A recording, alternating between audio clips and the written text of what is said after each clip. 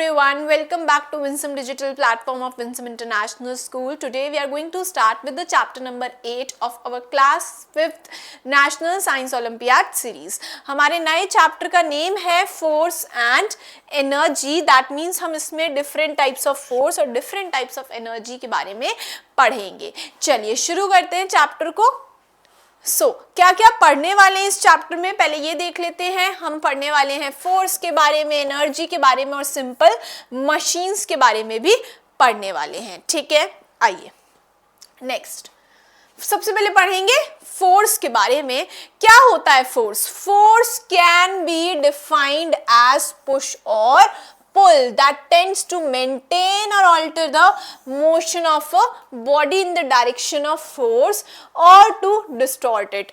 देखो क्या है, पहली बात तो सबसे पहले इंपॉर्टेंट है कि फोर्स का क्या मतलब है. सिंपल सा, जैसा कि आप पिक्चर में देख सकते हो, आपके सामने अगर बॉक्स पड़ा होगा तो आप उसको क्या करोगे, इस तरह से पुश करना. मैं कहूँ यहाँ पे बॉक्स पड़ा है लाइक दिस, आपको इस बॉक्स को वहां तक लेके जाना है, उठाओगे नहीं. What is the easy way? क्या करो कि उसको धक्का दो, पुश करो और वहां तक आप बॉक्स को ले जाओगे. ठीक है. अब नेक्स्ट थिंग इज दैट कि एक तो ये है, ठीक है. अब मैं क्या करूं, मैं इस बॉक्स को यहाँ पे रख देती हूँ. ठीक है. एक तो मैं क्या करती हूँ कि भाई पुश कर रही हूँ, यानी कि धक्का दे रही हूँ. ठीक है. And the second thing is, यहाँ पे कोई मेरे पास कोई यू कैन थिंक कि कोई बैग है बड़ा सारा. ठीक है. कोई बड़ा सारा सैक है, यू कैन से. ठीक है. अब मैं क्या कर रही हूँ कि मैं उसको इस तरह से खींचूंगी, है ना. या फिर कोई बॉक्स भी अगर है तो मैं क्या करूंगी, वो पड़ा है बॉक्स तो मैं क्या करूंगी, अगर मुझे उधर लेके जाना है, एक तो मैं क्या करूं कि इस तरफ से, फॉर एग्जाम्पल ये बॉक्स यहाँ पे पड़ा है, एक तो ये है मैं धक्का दूंगी like this. This is push. ये क्या कर रहे हैं, they are pushing the box. तो ये क्या है, पुश. दूसरा है पुल करना, यानी कि खींचना. ठीक है. And the next thing is कि मैं इस बॉक्स को यहां रखूं और फिर मुझे इधर लेके जाना है, तो मैं उस बॉक्स को इस तरह से क्या करूं, खींचूं और मैं लेके चली जाऊं. ये क्या है, दिस इज पुल. तो पुश और पुल जब हम किसी भी ऑब्जेक्ट पर अप्लाई करते हैं, the force can be defined as push or pull that tends to maintain or alter the motion of a body in the direction of the force. क्या होता है, फोर्स में इस तरफ लगा रही हूं तो मूवमेंट उधर होगा बॉक्स का. फोर्स को मैं अगर यूं खींचूंगी तो यानी कि मैं फोर्स इस तरफ लगा रही हूं तो मूवमेंट किस तरफ हो रहा है, इस तरफ ही हो रहा है. जैसे यहाँ पे बात करें तो फोर्स अप्लाई करने का डायरेक्शन कौन सा है, ऐसे लाइक दिस, इस तरफ अप्लाई कर रहे हैं, है ना. यू कैन सी, और मूवमेंट भी इस तरफ हो रहा है. ठीक है. तो push, when push or pull is applied on any object, ठीक है, तो हम बोलते हैं that we are applying force. ठीक है. Now the direction in which the object is pushed or pulled is the direction of the force. कि आप जिस तरफ पुश कर रहे हो या फिर पुल कर रहे हो, वही क्या है, direction. It is the direction of force. ठीक है. जैसे पुश हम पुल किस तरफ कर रहे हैं, हम किधर, यू कैन सी, देखो the direction in which the object is pushed, है ना. पुल नहीं कर रहे, सॉरी पुश कर रहे हैं. तो पुश किस तरफ कर रहे हैं हम, ऑब्जेक्ट को इस तरफ कर रहे हैं. तो डायरेक्शन ऑफ फोर्स क्या है हमारा, यही है ना. तो डायरेक्शन ऑफ फोर्स भी यही है. Got it, right. अब अगर यहाँ पे ये बॉक्स पड़ा होता और मैं इस तरह से अगर इसको खींचती, पुल करती, तो डायरेक्शन ऑफ फोर्स क्या है, इस तरफ है ना. अब डायरेक्शन ऑफ फोर्स कैसे है, इस तरफ है. क्यों? क्योंकि मैं फोर्स किस तरफ, मैं पुल किस तरफ कर रही हूं, इस तरफ कर रही हूं मैं पुल.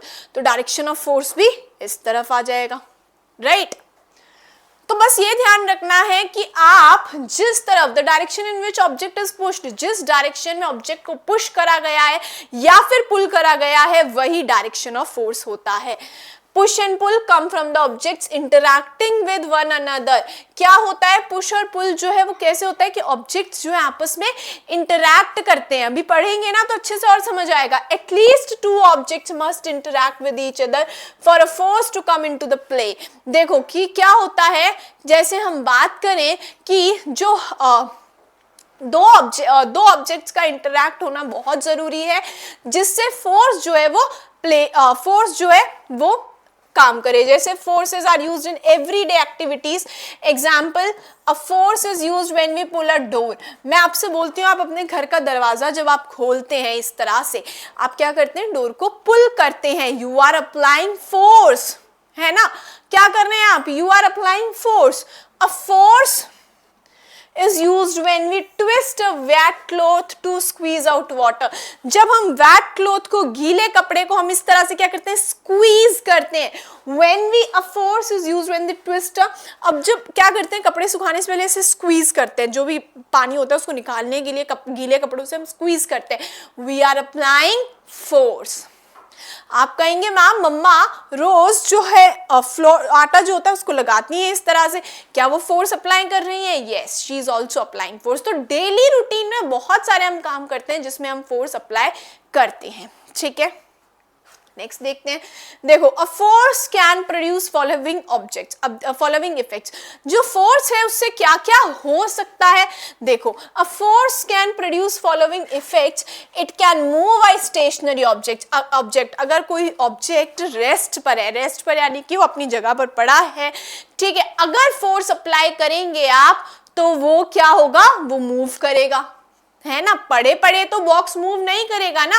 अगर आप उसको पुश करेंगे या फिर पुल करेंगे तो ऑब्जेक्ट जो है वो मूव होगा। तो क्या होता है कि स्टेशनरी का मतलब होता है कि कोई भी मूवमेंट ना होना, अपनी जगह पर पड़े रहना, कोई मूवमेंट ना होना, तो हम कहते हैं ये चीज स्टेशनरी है। तो क्या बोला है, it can move a stationary object, यानी कि ऐसा ऑब्जेक्ट जो कि अपनी जगह पर है ना, मूव नहीं कर रहा है, उसको भी मूव हम करते हैं बाय अप्लाइंग फोर्स, ठीक है।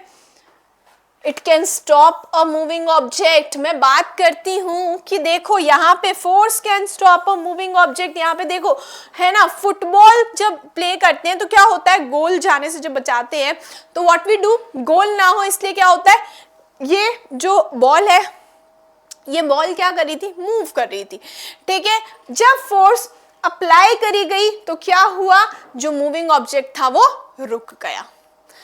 आपके पास कोई, आप बॉल से तो खेलते हो इजीली बॉल, क्या हुआ, बॉल आपके पास, आपके सामने ऐसे बॉल फेंकता है आपका फ्रेंड, ठीक है, वहां व्हाट यू डू, आप उसको कैच करते हो। तो जब कैच कर रहे हो ना आप, कैच करके तो क्या हुआ कि मूव करता हुआ जो ऑब्जेक्ट था वो स्टॉप हो गया। What? Why? Because you applied force. It can make moving objects move faster।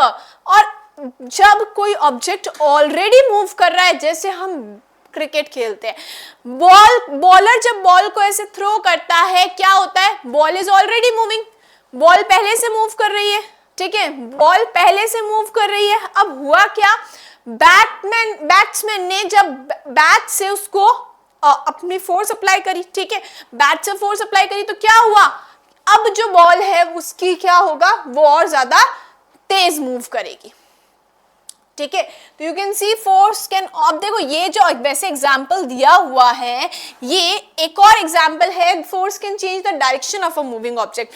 लेकिन हम यहाँ पे अगर बात करें ना तो देखो क्या बोला है कि जो ऑब्जेक्ट ऑलरेडी मूव कर रहा है उसको और ज्यादा तेज फास्ट मूव करने में भी फोर्स चाहिए, ठीक है। तो द थिंग इज कि हमारे पास बॉल आई, ठीक है, और मे बी कि हमने बॉल की स्पीड धीरे थी, अब बैट से आप जोर से मारिए तो क्या होगा, जो बॉल थी वो पहले तो मूव कर रही थी, अब वो और ज्यादा तेज मूव करेगी। It can slow down a moving object. अब क्या होता है कि अभी ऑलरेडी कोई ऑब्जेक्ट है वो मूव कर रहा है, ठीक है, कोई ऑब्जेक्ट है वो ऑलरेडी मूव कर रहा है, तो उस केस में भी क्या होगा कि उसकी स्पीड धीरे भी हो सकती है, फोर्स अप्लाई करने से उसकी स्पीड जो है धीरे भी हो सकती है। Now it can change the direction of a moving object. कोई ऑब्जेक्ट अगर मूव कर रहा है, again if we take the example of cricket, तो क्या होता है, बॉल को बॉलर ने थ्रो किया, अब क्या हुआ, बॉल आई तो इधर से थी, लेकिन बैट्समैन ने जब फोर्स अप्लाई करके उस बॉल पे बैट से मारा तो अब बॉल उस तरफ जा रही है, तो क्या हुआ कि डायरेक्शन चेंज हो गया ना, है ना, पहले डायरेक्शन इस तरफ था, अब डायरेक्शन इस तरफ है, तो क्या हुआ, फोर्स अप्लाई करने से डायरेक्शन भी चेंज हो जाता है। Got it? It can change the shape and size of A object. You can see है यहाँ पे हमने क्या लिया है, एक बॉल ली है, ठीक है. Force can change the shape of an object. You can see force apply करी तो ये देखो शेप चेंज हो गई ना, ठीक है. तो फोर्स से क्या क्या हो सकता है, वैसे आपने क्लास 3rd 4th में पढ़ा होगा, इसके बारे में पता होगा ऑलरेडी. तो फोर्स से क्या क्या हो सकता है, फोर्स से हम एक तो स्टेशनरी ऑब्जेक्ट को मूव कर सकते हैं, मूविंग ऑब्जेक्ट को स्टॉप कर सकते हैं.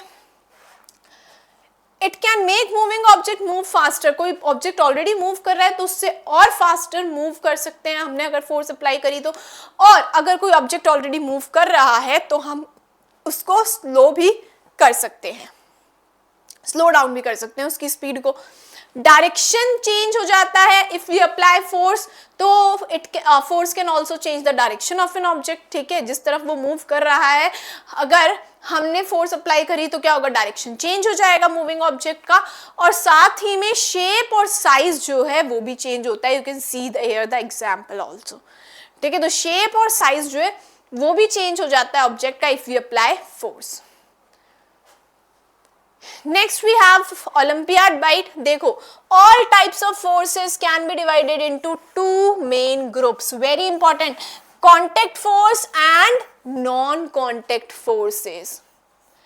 बात करें तो जितनी भी टाइप की फोर्स है, अभी हम पढ़ने वाले हैं डिफरेंट टाइप्स ऑफ फोर्स, ठीक है. जितनी भी टाइप की फोर्स है उनको दो कैटेगरीज में डिवाइड किया जाता है. कौन सी है वो दो कैटेगरीज, एक तो है कॉन्टेक्ट फोर्सेस और दूसरी है नॉन कॉन्टेक्ट फोर्सेस.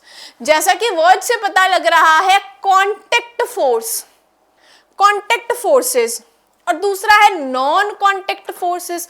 जैसे मैं बात करती हूं यहां पे मस्कुलर फोर्स की, राइट. मस्कुलर फोर्स यानी कि आप कोई चीज को, कोई भारी, यहाँ पे फॉर एग्जाम्पल यहाँ पे लैपटॉप है, ठीक है, मैंने इसको उठाया तो व्हाट आई डिड, मैंने मस्कुलर फोर्स क्या करी, यूज करी. But it is a contact force. Contact हो रहा है, ये देखो कॉन्टेक्ट हो रहा है, कॉन्टेक्ट फोर्स है. अगर मैं बात करती हूं फॉर एग्जाम्पल कोई पेड़ है, ठीक है, कोई पेड़ है, उस पर फ्रूट्स हैं, एप्पल है, तो एप्पल जो है नीचे जब गिरता है अपने आप नीचे गिरता है. Why? Because of gravitational force. क्या यहाँ पे कोई कांटेक्ट हुआ, क्या कोई कांटेक्ट हुआ? नहीं. It is a non contact force. अभी देखो और देखते हैं. A force which can be exerted by an object on another object only through physical contact is called contact force. Example muscular and frictional force. बात करें तो देखो अभी वैसे पढ़ने वाले हैं, फ्रिक्शनल फोर्स आपने पढ़ा भी होगा पहले, ठीक है. फ्रिक्शनल फोर्स क्या करता है, अपोज करता है मूवमेंट को, है ना. फ्रिक्शनल फोर्स वैसे हम यहाँ भी पढ़ने वाले हैं आगे भी, ठीक है. यहाँ पे मस्कुलर फोर्स पढ़ेंगे, ये रहा, ये फ्रिक्शनल फोर्स अभी हम पढ़ने वाले हैं. तो फिलहाल के लिए जब समझेंगे ना तब तो फ्रिक्शनल फोर्स हो गया, स्प्रिंग फोर्स हो गया, ठीक है. स्प्रिंग फोर्स यानी कि अब देखो स्प्रिंग जो है उसको मैं इस तरह से अगर मैं फोर्स अप्लाई करके ऐसे करूंगी, जैसे ही छोड़ूंगी स्प्रिंग वापस अपनी शेप में आ जाएगी, है ना. होता है, स्प्रिंग तो यूज करी होगी आपने. व्हाई? बिकॉज तो ये क्यों हुआ, ये कौन सी फोर्स है, स्प्रिंग फोर्स है, which is also a contact force. तो देखो हम टू कैटेगरीज पढ़ने वाले हैं, contact force and non contact force. Contact force का मीनिंग सिंपल सा है कि जब एक ऑब्जेक्ट पर exerted by an object on another object, यानी कि जब एक ऑब्जेक्ट दूसरे ऑब्जेक्ट पर फोर्स अप्लाई करता है, ठीक है, फोर्स एक्सर्ट करता है, अप्लाई करता है, लेकिन फिजिकल कांटेक्ट भी होता है, उसके लिए, then we call it contact force. Muscular force, frictional force इसका एग्जाम्पल है. A force which can be exerted by an object on another object even from a distance is called non-contact force. Example magnetic, electrostatic and gravitational force. अब ऐसी force जिसके लिए physical contact होना कोई जरूरी नहीं है, then we call it non contact force. जैसे हम बात कर रहे हैं ग्रेविटेशनल फोर्स की, ठीक है, हम बात करें मैग्नेटिक फोर्स की, मैं मैग्नेट लेकर आती हूँ यहाँ पे, ठीक है, और मैं आयरन की कुछ यहाँ पे जो पिंस है वो बिखेर देती हूँ, तो मैं क्या करूंगी, अगर उस मैग्नेट को थोड़ा डिस्टेंस से भी, देखो यहाँ पे डिस्टेंस है ना, डिस्टेंस है, अब अगर मैं थोड़े से डिस्टेंस से भी उसको अगर ऐसे उसके ऊपर मैग्नेट को लेके जाऊंगी और थोड़ा डिस्टेंस भी है ना, तो भी क्या होगा, मैग्नेटिक फोर्स की वजह से वो जो आयरन पिंस हैं वो चिपक जाएंगी मैग्नेट से। तो क्या हुआ कि फोर्स जो है, ऐसी फोर्स जिसके लिए फिजिकल कांटेक्ट होने का कोई नीड नहीं है, जरूरी नहीं है फिजिकल कांटेक्ट हो, ठीक है, इवन फ्रॉम अ डिस्टेंस, यानी कि अगर दो ऑब्जेक्ट्स के बीच में डिस्टेंस है, दो ऑब्जेक्ट्स के बीच में क्या है, दूरी है, डिस्टेंस है, फिर भी फोर्स अगर वर्क कर रही है, that is non contact force. यहां पे हम बात करें ग्रेविटेशनल फोर्स में, तो अर्थ है एक ऑब्जेक्ट जो कि फोर्स अर्थ में ही तो होती है ग्रेविटेशनल फोर्स, अर्थ है एक ऑब्जेक्ट जो कि ग्रेविटेशनल फोर्स क्या कर रहा है, एक्सर्ट कर रहा है, ठीक है, ऑन दिस एप्पल। क्या कोई फिजिकल कांटेक्ट हुआ, कोई फिजिकल कांटेक्ट नहीं हुआ, यहां पे तो अर्थ है और पेड़ पे ऊपर लगा हुआ है हमारा एप्पल, ठीक है, वो नीचे ही आके गिरा। Why? Because of gravitational force। क्या कोई फिजिकल कांटेक्ट हुआ, कोई फिजिकल कांटेक्ट नहीं हुआ, इवन फ्रॉम अ डिस्टेंस जो फोर्स है वो वर्क कर रही है। हम बात करें इलेक्ट्रोस्टैटिक फोर्स की, आपने कभी करा भी होगा, हम बलून को ऐसे क्या करते हैं, सर पे रब करते हैं एंड उसके बाद में क्या करते हैं, पेपर के पीसेस पे अगर उस बलून को ऐसे पास लेके जाते हैं तो वो पेपर के पीसेस इस तरह से क्या होते हैं, चिपक जाते हैं बलून से, होता है, ये हम सब करते हैं, मतलब बचपन में किया होता है सबने, है ना। सो व्हाट हैपेंस कि इसको बोलते हैं इलेक्ट्रोस्टैटिक फोर्स। अब क्या हुआ, देखो यहाँ पे पेपर में one object is paper and दूसरा ऑब्जेक्ट इज बलून है, ठीक है, दोनों के बीच में डिस्टेंस है, दोनों के बीच में डिस्टेंस है, फिर भी the force is working here, फिर भी the paper pieces are getting stick to the balloon, that means it is a non contact force, ठीक है, तो यहां पे ध्यान रखेंगे, ठीक है, contact force, muscular force and frictional force की देखो बात कर लेते हैं।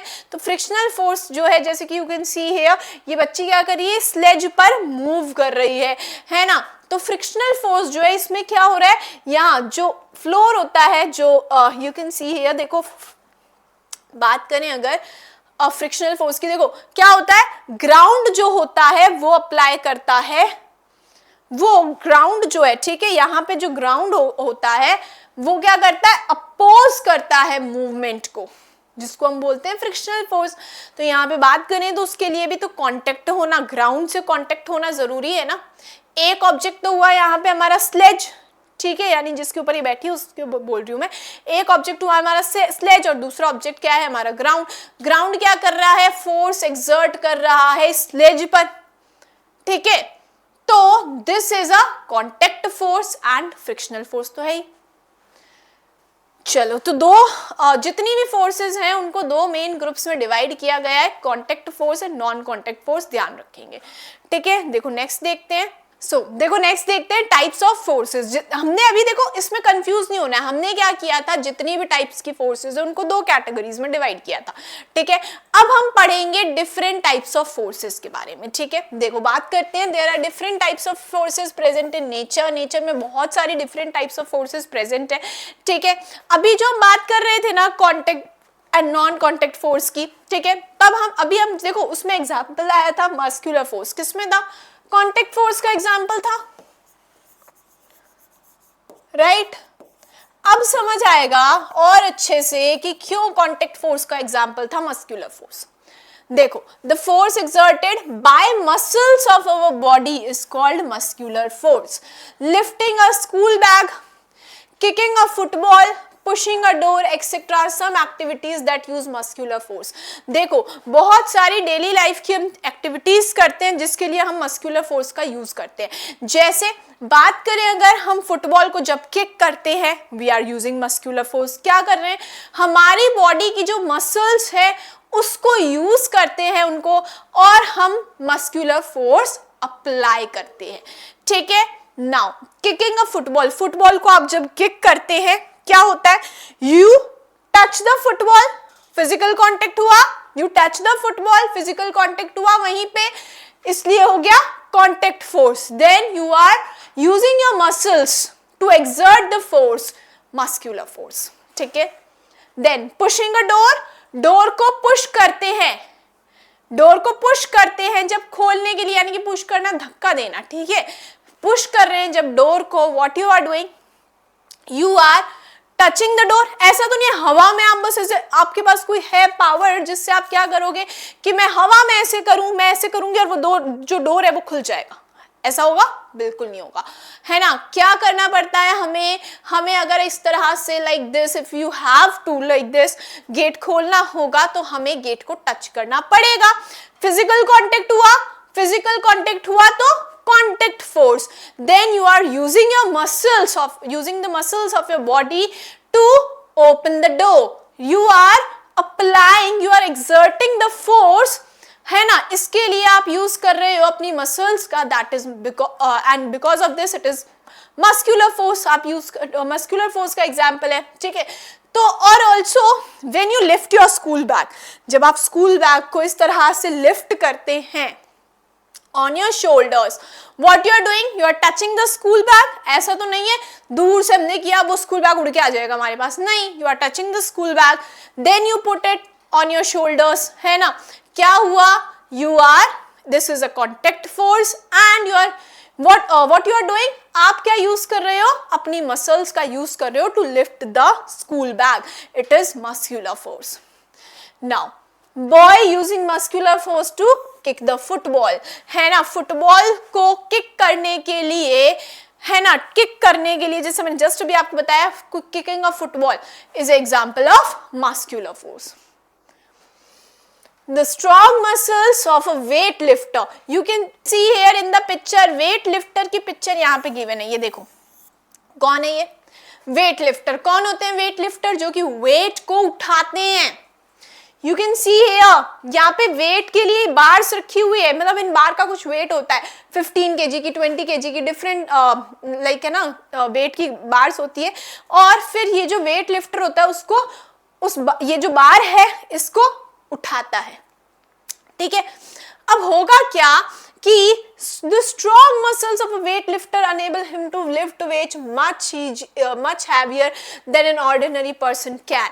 जो weightlifters होते हैं ना वो बहुत भारी भारी वेट उठा लेते हैं. ठीक है. एक ऑर्डिनरी इंसान जो है वो नहीं उठा सकता. Why?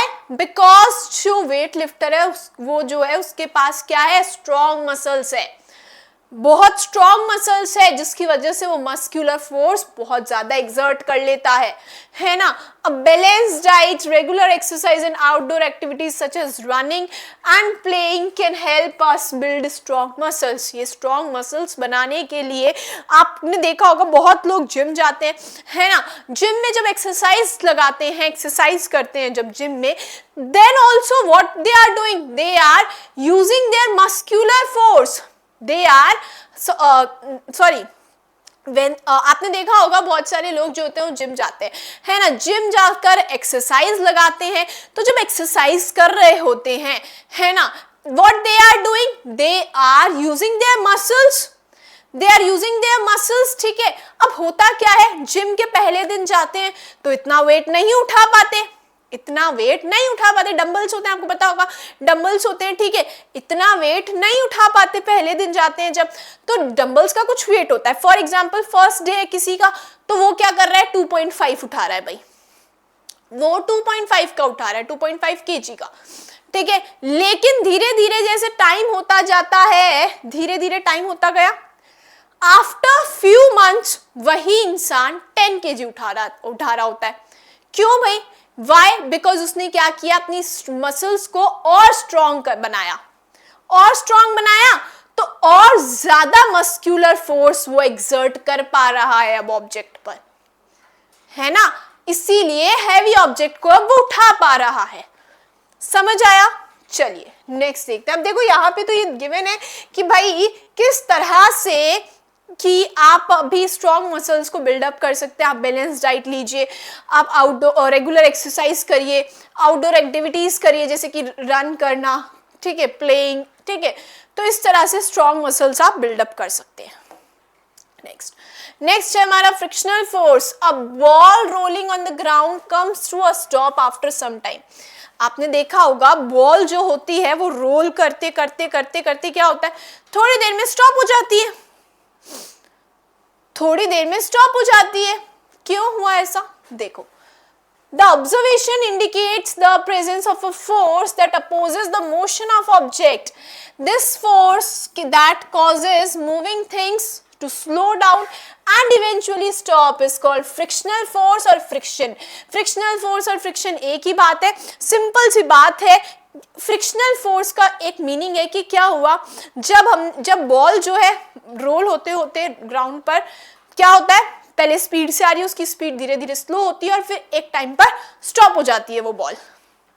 क्यों, बिकॉज क्या हुआ कि इससे ये पता लगता है कि एक ऐसी फोर्स है जो कि क्या कर रही है, मोशन को अपोज कर रही है, मोशन को रोक रही है, जिसकी वजह से बॉल की स्पीड पहले तो धीरे हुई और धीरे धीरे वो बॉल जो है वो स्टॉप हो गई। ठीक है, अब क्या हुआ, ये जो फोर्स है, देखो, force that opposes the motion of object, ऐसी फोर्स जो कि मोशन को, किसी भी ऑब्जेक्ट के मोशन को अपोज करती है, यानी कि मोशन को नहीं होने देती, ऐसी फोर्स को हम बोलते हैं फ्रिक्शनल फोर्स और यू कैन से फ्रिक्शन। ठीक है, it acts opposite to the direction of the motion of objects. क्या होता है, जिस तरफ मोशन हो रहा है ऑब्जेक्ट का उसके अपोजिट डायरेक्शन में, समझ आया, जिस तरफ मोशन हो रहा है ऑब्जेक्ट का उसके अपोजिट डायरेक्शन में फ्रिक्शनल फोर्स जो है वो डायरेक्शन होता है। ठीक है, देखो मैं बात करती हूं this boy, what this boy is doing, उसने एक बड़ा सारा बॉक्स है, उसको वो क्या कर रहा है, पुल कर रहा है, तो वो क्या कर रहा है, पुल कर रहा है। दैट इज, यहां पे हम बोल सकते हैं he is using muscular force, he is exerting muscular force, है ना भाई, मसल्स का यूज कर रहा है ना पुल करने के लिए, तो हम ये तो बोल सकते हैं कि यहाँ पे वो क्या कर रहा है, मस्कुलर फोर्स का यूज कर रहा है। और यहाँ पे बोला गया है पुलिंग फोर्स, आपको लगेगा मैम यहाँ पे तो बोला गया है पुलिंग फोर्स, क्यों भाई, देखो ये पुल भी तो कर रहा है, इस तरह से इस डायरेक्शन में पुल कर रहा है बॉक्स को।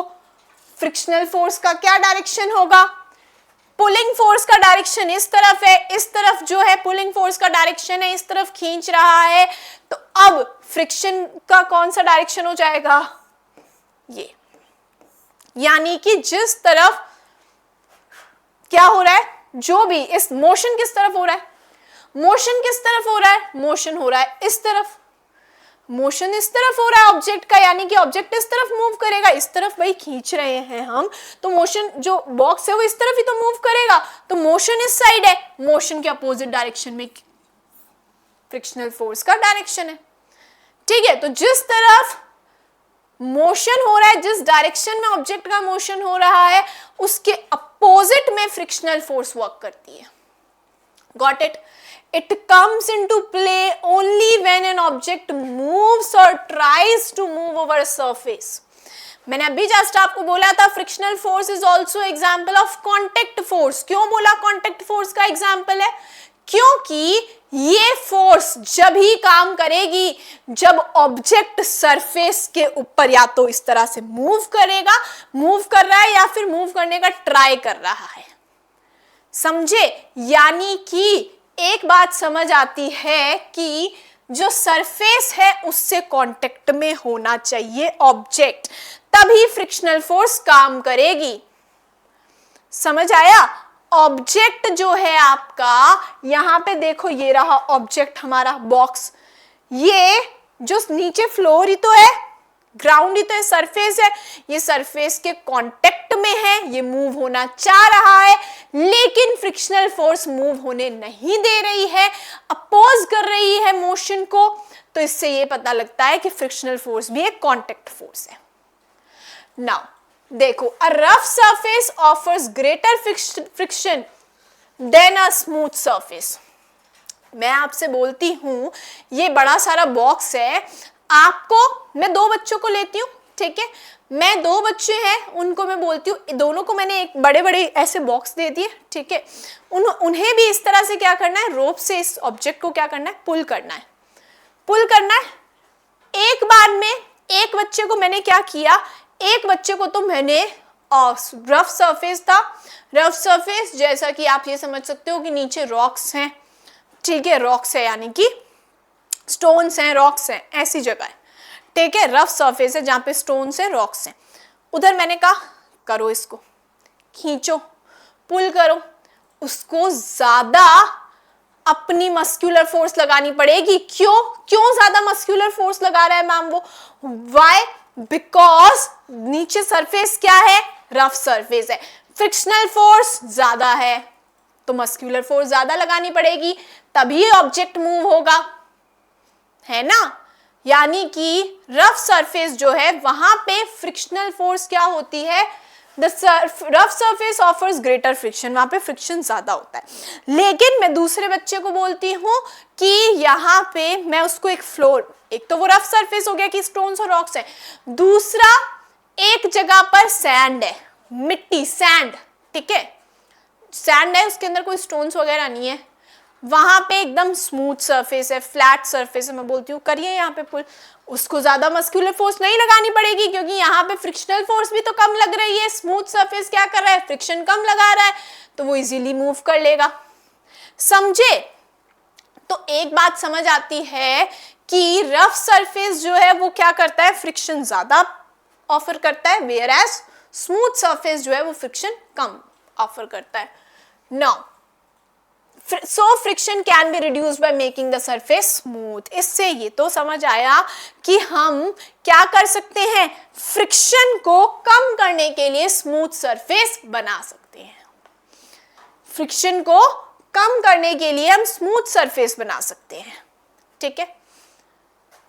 नेक्स्ट है हमारा एडवांटेजेस ऑफ फ्रिक्शन। अब ऐसा नहीं है कि फ्रिक्शन तो ऐसी कोई फोर्स है, फ्रिक्शन की कुछ एडवांटेजेस भी है, जैसे friction helps us to walk, हम चल पा रहे हैं because of friction. If there was no friction then we would just slip if we tried to walk. अगर फ्रिक्शन नहीं होता, अगर फ्रिक्शन या फ्रिक्शनल फोर्स नहीं होती तो हम चल ही नहीं पाते, हम स्लिप हो जाते। फ्रिक्शन है, इसकी वजह से ही हम चल पा रहे हैं। When we apply force in backward direction by our feet, the force of friction acts in the forward direction and helps us to move forward। देखो क्या हुआ, इस लाइन को ध्यान से समझते हैं। क्या कर रहे हैं, when we apply force in backward direction, यानी कि जब हम पीछे की तरफ ऐसे फोर्स को अप्लाई करते हैं, ठीक है, जब हम चलते हैं तो हम क्या करते हैं, फ्रिक्शन, आगे फॉरवर्ड डायरेक्शन में चलना है तो हम क्या करते हैं, फ्रिक्शन जो फोर्स है वो किस तरफ करते हैं, पीछे की तरफ अप्लाई करते हैं, अपने फीट से, पैरों से। मुझे इस तरफ जाना है, दैट मीन्स मैं फोर्स को किस तरफ अप्लाई कर रही हूं, इन द बैकवर्ड डायरेक्शन, ठीक है। अब हुआ क्या, the force of friction acts in forward direction. अब जो फोर्स ऑफ फ्रिक्शन है वो किस तरफ कर रहा है, एक्ट, जैसा मैंने आपको बोला, डायरेक्शन उल्टा होगा, डायरेक्शन उल्टा होगा, ठीक है। तो देखो क्या है, व्हेन वी हम आगे की तरफ जा रहे हैं तो the force of friction acts in forward direction, ठीक है। तो क्या हुआ कि जब हम when we apply force in the backward direction, यानी कि जब हम चलते हैं तो हमारे पैरों से हम क्या कर रहे हैं, बैकवर्ड डायरेक्शन में फोर्स को अप्लाई कर रहे हैं, और फ्रिक्शन किस तरफ लग रहा है, फॉरवर्ड डायरेक्शन में, ठीक है। हम फोर्स को बैकवर्ड डायरेक्शन में अप्लाई कर रहे हैं और जो फ्रिक्शन है वो बैकवर्ड डायरेक्शन में, फ्रिक्शन जो है वो फॉरवर्ड डायरेक्शन में लग रहा है, जिसकी वजह से हम आगे की तरफ मूव कर पा रहे हैं। Now without friction we would not be able to hold anything in our hand. अगर फ्रिक्शन नहीं होता तो हम हमारे हाथ में कोई चीज पकड़ नहीं पाते. I am holding this pen. Why? Because of friction. ठीक है, it's the friction between a pen and paper that allows us to write. हम लिखते भी है ना, you can see I am writing like this. तो जब मैं लिख रही हूं तो क्या हो रहा है, बोर्ड के और पेन के बीच में फ्रिक्शन जो है वो वर्क कर रहा है एंड उसकी वजह से मैं लिख पा रही हूँ. Same happens with you. आप क्या करते हैं, पेन एंड पेपर से जब लिखते हैं तो पेन और पेपर जो है दो ऑब्जेक्ट्स है जिनके बीच में फ्रिक्शनल फोर्स जो है क्या हो रहा है, फ्रिक्शन जो है वो है जिसकी वजह से आप लिख पा रहे हो. Pencil eraser uses friction to rub off mistakes. आप इरेजर से मिस्टेक्स को क्या करते हैं, रब करते हैं. ठीक है, तो वो रब क्यों कर पा रहे हैं हम, बिकॉज ऑफ फ्रिक्शन. ठीक है, the tyres of a car or any other vehicle would just keep spinning if there was no friction between tires and the roads. देखो क्या है कि जो कार है या किसी भी व्हीकल के जो टायर्स होते हैं, अगर फ्रिक्शन नहीं होता रोड के और टायर के बीच में अगर फ्रिक्शन नहीं होता तो टायर स्पिन होते रहते, यानी कि घूमते रहते tyres. Car brakes can be applied because of friction. हम कार में जो ब्रेक लगाते हैं वो किसकी वजह से हम लगाते हैं, बिकॉज ऑफ फ्रिक्शन. तो ऐसा नहीं है कि फ्रिक्शन की कोई एडवांटेज नहीं है, हमने समझ ली बहुत सारी एडवांटेज है फ्रिक्शन की. देखो, this boy slips on wet marble floor and falls down due to very small friction. जैसा कि हमने बात करी कि मार्बल का फ्लोर है, ठीक है, और पहले से स्मूथ सरफेस है और उसके ऊपर पानी भी गिर गया तो क्या हो गया, सरफेस बहुत ज्यादा स्मूथ हो गया, फ्रिक्शन बहुत कम हो गया. तो क्या हुआ, हम इससे हमारे साथ भी होता है, हम गिर जाते हैं. We slip, हम स्लिप कर जाते हैं because of no friction between our feet and the floor. अब फीट आपके पैरों के बीच में और फ्लोर के बीच में फ्रिक्शन नहीं है ना, बहुत कम हो गया फ्रिक्शन, हम ये बोल सकते हैं, है ना, है तो सही लेकिन बहुत कम हो गया. Why? Because एक तो मार्बल फ्लोर ऑलरेडी स्मूथ होता है, मार्बल ऑलरेडी स्मूथ होता है तो मार्बल फ्लोर क्या होगा, स्मूथ सरफेस है, फ्रिक्शन कम है, ऊपर से पानी भी गिर गया तो फ्रिक्शन और कम हो गया, और ज्यादा स्मूथ सरफेस हो गया, फ्रिक्शन बहुत कम हो गया, उसकी वजह से क्या हुआ, हमारे फीट और फ्लोर के बीच में फ्रिक्शन बहुत कम है जिसकी वजह से हम स्लिप कर जाते हैं. चलिए नेक्स्ट देखते हैं भाई. नेक्स्ट है डिसएडवांटेजेस ऑफ फ्रिक्शन. अब देखो फ्रिक्शन के कुछ डिसएडवांटेजेस भी है, एडवांटेज समझ ली तो डिसएडवांटेज भी है. Friction makes it difficult to move heavy things across the floor. अब जैसा कि आप देख सकते हो भाई, फ्रिक्शन क्या कर रहा है, इस बॉक्स के मूवमेंट को क्या करेगा, अपोज करेगा. तो क्या होगा कि बॉक्स को मूव करने के लिए बहुत ज्यादा मस्कुलर फोर्स अप्लाई करनी पड़ेगी तभी बॉक्स मूव होगा. ठीक है, तो हमारे लिए बहुत डिफिकल्ट हो जाता है एक बॉक्स को मूव करना, है ना. बॉक्स को हैवी अगर बॉक्स है उसको मूव करना हमारे लिए बहुत डिफिकल्ट हो जाता है बिकॉज फ्लोर के और ग्राउंड के बीच में जो है वो फ्रिक्शन ज्यादा होता है. तो हमें भी अब ज्यादा मस्कुलर फोर्स अप्लाई करनी पड़ेगी टू मूव द ऑब्जेक्ट. तो क्या होता है, हैवी थिंग्स को, अगर हमें हैवी चीजों को फ्लोर पर इस तरह से हमें क्या करना है, मूव करना है, तो हमारे लिए बहुत डिफिकल्ट हो जाता है फ्रिक्शन की वजह से. बॉक्स के और फ्लोर के बीच में दो ऑब्जेक्ट्स हैं, इनके बीच में फ्रिक्शन है. Friction causes the soles of our shoes, the surface of tires, moving parts of machines to wear out. तो देखो क्या होता है, हमारे जो शूज होते हैं, है ना, हम शूज काफी टाइम तक पहनते हैं. तो आप देखना जब आप नए जब शूज लेकर आए हैं तब नहीं, काफी टाइम तक पहनेंगे, उसके बाद में यू विल सी कि जो हमारा सोल होता है ना वो वियर आउट हो जाता है, दैट मीन्स वो घिस जाता है. ठीक है, टायर्स में भी यही होता है. नई गाड़ी है उसके टायर्स जो है वो एकदम वो ऐसे घिसे हुए नहीं होते, लेकिन धीरे धीरे जैसे जैसे गाड़ी बहुत ज्यादा यूज हुई है, ठीक है, टायर्स जो है वो घिसने लग जाते हैं. राइट, ऑल्सो जो मूविंग पार्ट्स होते हैं मशीन के वो भी क्या होने लग जाते हैं, घिसने लग जाते हैं. व्हाई? Because of friction. ये सब कुछ फ्रिक्शन की वजह से हो रहा है. समझे? हम चलते हैं, हम शूज पहनते हैं, हमने काफी टाइम तक शूज पहने फॉर मंथ्स, हम बाद में देखते हैं हमारा जो शूज का जो सोल है वो तो घिस गया। व्हाई? Because of friction. यानी कि फ्लोर जो है उसके बीच में आप चलते हैं, जब जो ग्राउंड है उसके बीच में और आपका जो सोल है, ठीक है, जो शूज का सोल है उनके बीच में फ्रिक्शन जो है वो वर्क कर रहा है, जिसकी वजह से क्या होता है, धीरे धीरे हमारे जो शूज के सोल होते हैं वो घिसने लग जाते हैं, इवन टायर्स भी। So this was all about today's lecture. Next lecture में हम बाकी के जो टॉपिक्स है उनको कवर करेंगे। Till then keep studying, stay tuned with us. Thank you so much.